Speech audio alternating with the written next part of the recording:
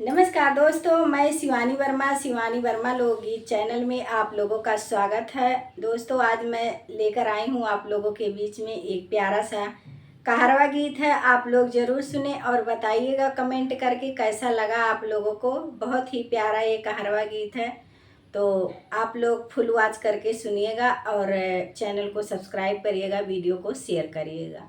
आइए सुने ये प्यारा सा कहरवा गीत।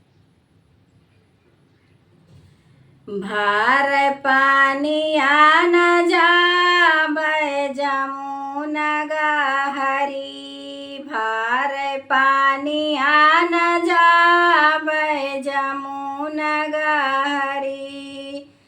जमुना गहरी हो जमुना गहरी, भार पानिया न जाबै जमुना गहरी, भार पानिया न जाबै जमुना गहरी।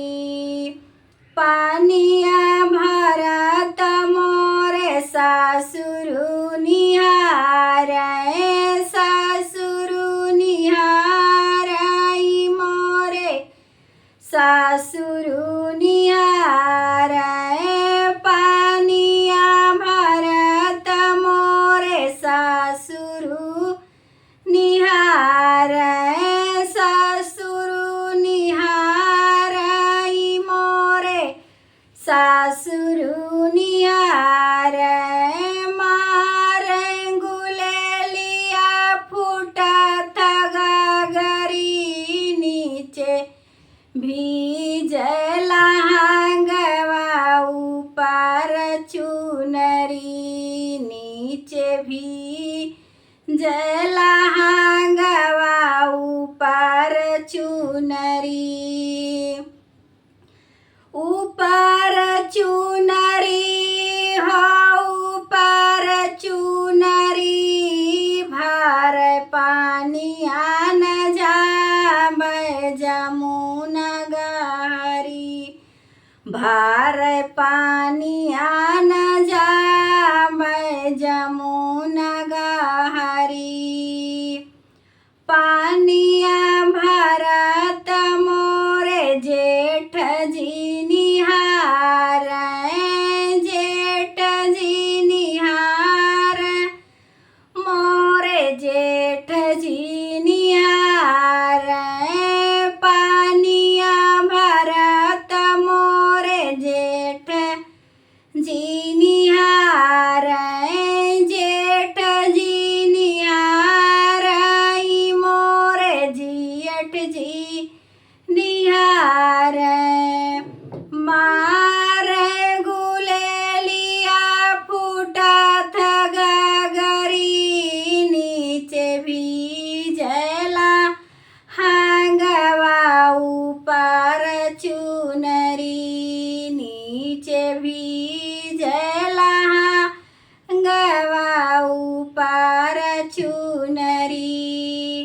ऊपर चुनरी हो ऊपर चुनरी, भार पानिया न जाबै जमुना गहरी, भार पानिया न जाबै जमुना गहरी। पानिया भरत मोरे देवर जी निहारै, पानिया भरत मोरे देवर जी निहारै, देवर जी निहारै हो देवर जी निहारै, देवर